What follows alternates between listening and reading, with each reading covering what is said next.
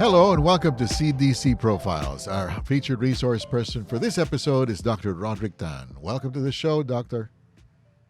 Thank you for having me, Mary. Good to have you. Sir, can you just please explain to our audience what your medical background is and what your particular practice and specialty is? Okay, I'm a naturopath. I'm a full naturopath. So it's naturopathic medicine. I do nutritional medicine. I focus on lifestyle, diet, nutrition, detox, and getting the immune system functioning properly, getting rid of toxins, etc. Things like that. As compared, Doc, to the doctors who go through how many years of medical education, how would you compare that with your naturopathy? Naturopathic medicine a bit different in the actual training, because in naturopathic medicine we don't do the cadaver, the Okay. the dealing with the dead people kind of thing. The idea behind this, we're dealing with live people. That's why we want to focus and treat and learn more with about live people than doing the dead stuff. Okay. But did you go to a conventional medicine school before naturopathy or did you go directly Uh, to naturopathy? no, I have a pre-med. My pre-med was in psychology in UST. And from there, went to naturopathy. Actually, it was circuitous route. I did some other courses first in business and stuff, and then I ended up still back into medicine, which was what I guess my original uh, plan was. But God brought me into a different route, into naturopathic medicine instead of regular medicine. All right. So, Doc, what was your initial reaction to the news about COVID when it first hit the Philippines? Yeah, originally when the news was still the virus was still in China, of course we're all following it at that time. Ang una kong ano is darating kaya aabot kaya ng Pilipinas to, right? So that was the first reaction, and say, well, if it does, what do we do with it? Well, if it's a virus, then well, we do what we normally do, or what I do for my patients, for my family: boost the immune system, get rid of excess junk, detox the body, get the body ready to fight this virus if ever it would land in the Philippines. So getting the supplements ready, the food ready, how to deal with these things. Yun yung unang pumasok sa isip ko. How do we deal with this in the first place?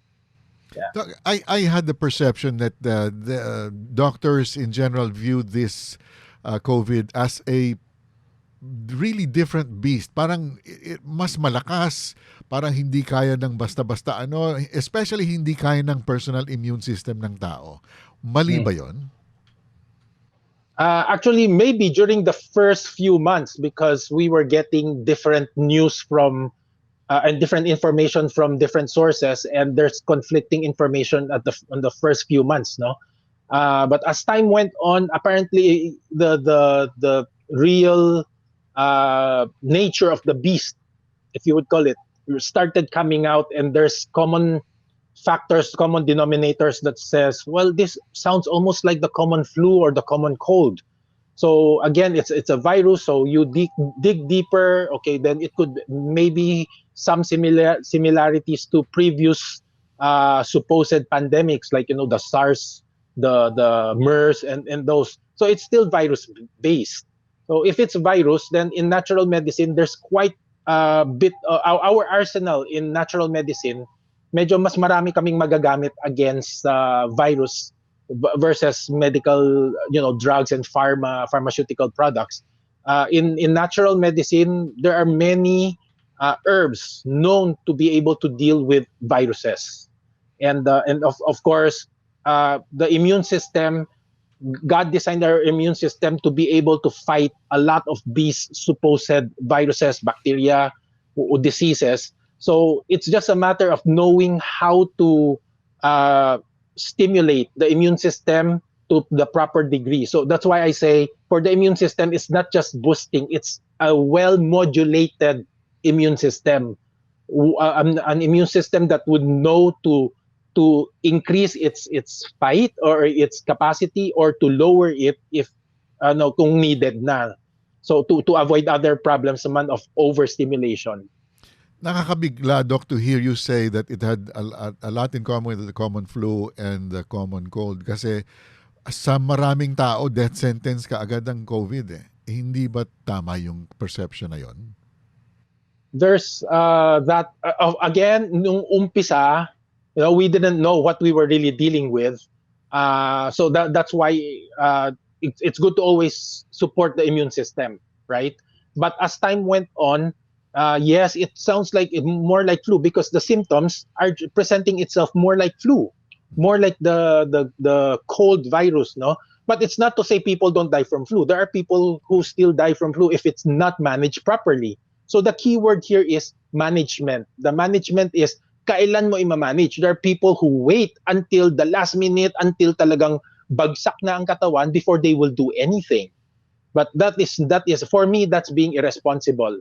To your kapwa tao, there are people who like ang sama na ng sipon nila, ubong-ubo na, but they still go to office, they still go to work because they're afraid to lose that day's income and stuff, but they don't think that they're affecting other people. But that's for cold and flus. Even years before, that's what most people do. So the same thing with this COVID. There are people who will wait until hoping, oh, hindi malamang yata COVID ito, and then only to find out it is, right? So right now, that latter past what, 4 months, 3, 4 months, we know certain symptoms particular to COVID. So we just treat ahead, treat early, tirahin mo na ng maaga. Like any problems, we want to be able to deal with the problems as early as possible, para you don't, if there's a fire, you want to shut off the fire, patayin ang apoy as early as possible, or you wait until the fire becomes a whole house. It's harder to shut off the fire. So that's how I would want to treat it in any person that would come to me. So kung may nakikinig na ba, nanonood sa atin ngayon at meron silang ubo, meron silang sipon, what are you suggesting that they do immediately? Firstly, of course, you look at your lifestyle. What triggered that? Chances are you got a symptom dahil humina ang immune system mo. You might be doing something that's causing your immune system to go down, right? Number one would be sleep. If you're not sleeping well, not the proper time frame, you don't get enough, or your sleep cycle is too short, you're not getting good quality sleep, your immune system naturally drops. And then the food that you eat, you might be eating something that's going to cause more imbalance in your system, or it's going to deplete certain nutrients in your system. For example, I know some people would hate me for this, but alcohol is known to lower overall zinc levels. Okay. Right? That's a given. That's known. But there are people whose lifestyle includes needing to drink alcohol every day. There are those who, yes, they drink tamang-tama, well and good, fine. But during those times that your zinc levels suddenly drop, and that alcohol could push it lower, and then right at that moment you got exposed to something, not necessarily COVID, anything. It could be the regular flu, the regular cold virus. Then there goes your immune system. So first thing you would want to do, support the immune system. Get the proper food, proper rest, and then nutrition, and then what your daily lifestyle. What are you doing that could be lowering your immune system that you can stop? Like paaraw, nagpapaaraw ka ba regularly, right? And that's one pet peeve of mine during this whole quarantine period. It's because hindi tayo makalabas to get our sun exposure. So our vitamin D levels are noticeably would go down. So unless somebody is aware to do supplementation of vitamin D, right? Then chances are your vitamin D would just drop, and vitamin D has been implicated, not implicated. Vitamin D is one of the nutrients that has so many effects on the body na it's hard to just discuss over a short period of time.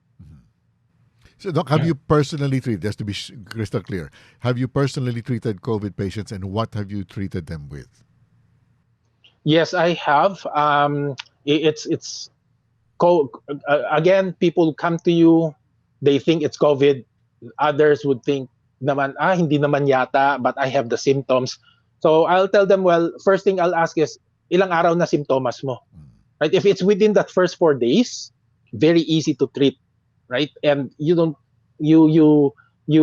worsen the scenario or your immune system by doing what you were doing that caused the immune system to drop. So I get them to do the lifestyle changes, get to sleep early, etc. But of course, as a naturopath, my natural focus would be to get their immune system going. So in this case, particular to COVID, I'll get them to drink onion juice, right? Because wala pang gamot eh. A lot of them don't even have the vitamin C. They don't even have vitamin C at home. They have to go buy pa during that time. So there are people who will act only if, sabi ng doktor. So while waiting to get the necessary items in the protocol that I give them, sige, I think everybody's household naman has onions, di ba? So I'll teach them to juice their onion and start drinking that, and then look up on Google or where however you search. Look for food that's high in zinc para partner that with the onion juice that you're drinking. Then that's your start na, because onion juice is high in quercetin. Quercetin is a zinc ionophore, right? So zinc ionophore, I'm pretty sure the other doctors have talked about that. Zinc ionophore being the gun that delivers zinc into the cells to kill or stop the replication of viruses. And again, this applies to not just COVID, but also to the regular colds, right? So I'll get them to do quercetin, I'll get them to do green tea, probably vitamin D, vitamin C. So it's a lot of these are nutrients, okay? And again, this last few months, working in conjunction with medical doctor friends of mine, they introduced to me na pwede palang gamiting HCQ, pwede palang gamiting ivermectin. Right? These are those na well they're drugs. I don't okay, in conjunction with that medical doctor, then yes, then we will work together on that particular client who is open to using these drugs. Then sige, my friend would give the ivermectin or the HCQ, and then I'll look at the diet, the nutrition, the lifestyle. Yun. So yes, we've treated them, we've helped them, and a lot of them, well, most of them did not even have to go to the hospital. Well, actually, all of them. I haven't had one that had to go to the hospital pa. Wow. Yeah. So, Doc, where do you see this COVID problem going the next few days or weeks? Ooh. Well, days-wise, the way our system is right now, we're all locked down. We're all in lockdown. So I don't see much happening in days wise, although I have high hopes with what I'm hearing right now in terms of the government. I think they're getting their act together right now. They're probably getting more better, maybe better advice. Yeah, better advice. They're now maybe, or maybe kasi at the start they were not getting this side of the coin, the argument from the other side of the coin. So having heard and studied other people's other countries' reaction to this, maybe they're now willing to open and say, well, we've tried this. Maybe it's time that we try the other side, right? And the economy, for me, right from the start, the economy was the biggest loser in this thing. Of course, economy meaning the people's income, etc. as well. And the big issue there are the jobs. People are hungry. So the next few weeks, I see this. I'm hopeful that things would start getting better. You asked me this question probably a month ago. I'd say, not as rosy as it is now, but right now I see a glimmer of hope that our government is now on the right track. Right. Yeah, that's good to hear, Doc. So you're already on that path, but my next question would be, how do you as a doctor suggest that we flatten the fear? Oh, talk about fear. That was one of my initial concerns with people, because the people who call me, takot na takot. Yun yung una kong issue sa kanila is like, why be so fearful? And then I realized it's because the news, their source of news, has been pouring into them and setting their minds up to become fearful. And everybody knows, not just in COVID, in any situation, if you are fearful, you make wrong decisions. And even the body's reaction to fear it's a reaction. It's not a response. A response is more positive. Reaction is more negative. So the body's reaction to fear would lower immune system, would increase acidity, would dehydrate you, make you lose appetite, make you lose sleep. So all these things that's happening internally in the body are actually adding on to the fear and causing the person to lose its ability, the innate ability that God put into us to be able to deal with these kinds of crisis or stress. Now, because of the fear, the enemy. We are spiritual beings in a physical body, and the enemy being the spirit filled fear. They would give us fear. They would cause us to fear, and that is what they want us to do. So in the physical, we react negatively, and then we end up doing things that are hurtful even to other people. So this fear cycle just keeps feeding on each other. Na in order to flatten the fear, I tell the patients there is a gamot. There are protocols that have been used to treat and deal and take care of all these symptoms. And especially right now, we have batting averages of being able to help people, not needing for them to go to hospital. So as you start giving them, properly educating them, they're now in a better frame of mind to say, oh, I can stop being fearful pala. I can stop this afraid thing.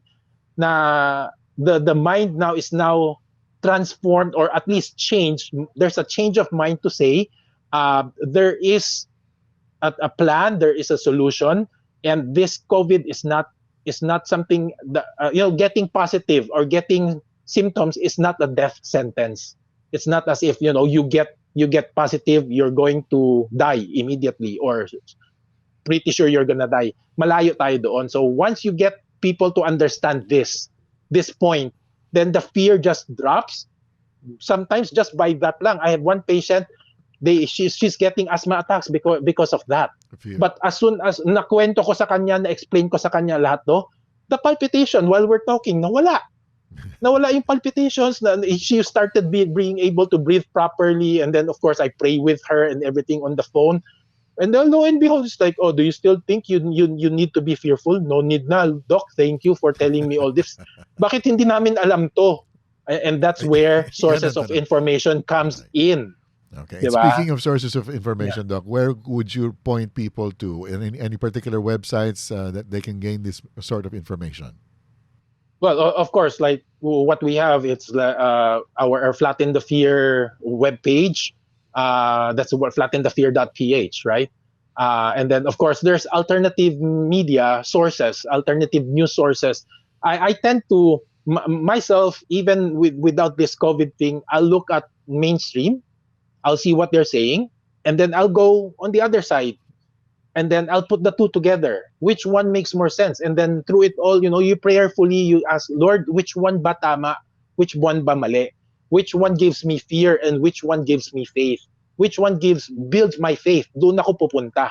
Because fear is not from God. So if you're going to listen to something that's going to give you fear, a negative kind of fear, then that means mali na kaagad. You're now walking the wrong path of life, of decision making.